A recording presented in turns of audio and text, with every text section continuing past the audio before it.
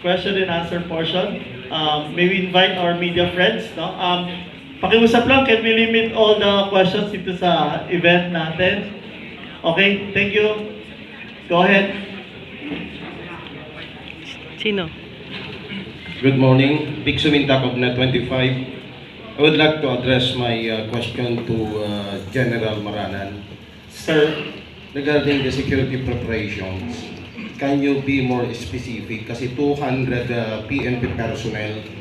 So, what is the alert level na pinatupad natin? Are we in heightened alert?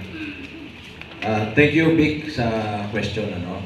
As I said before, we will be deploying 200 uniform personnel, and the breakdown is shown on the screen for your reference. So, yan po, nandyan. Yung breakdown natin. And pinakamaraming i-deploy tayo, syempre, yung ating route security and area security. Siyempre, pag kami mga ganito, ang tawag namin dito sa PNP, yung Major Event Security Framework.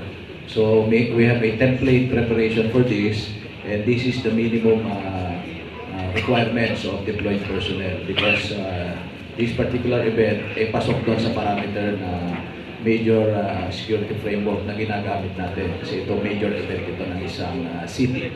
So, we will be deploying, of course, yung ating quick reaction force, yung SWAT. Meron din tayong reserve na civil disturbance management units. And of course, meron tayong mga plainclothes policemen sapagkat ang nakikita natin based on intelligence, wala naman tayong major security threat na monitor as of now.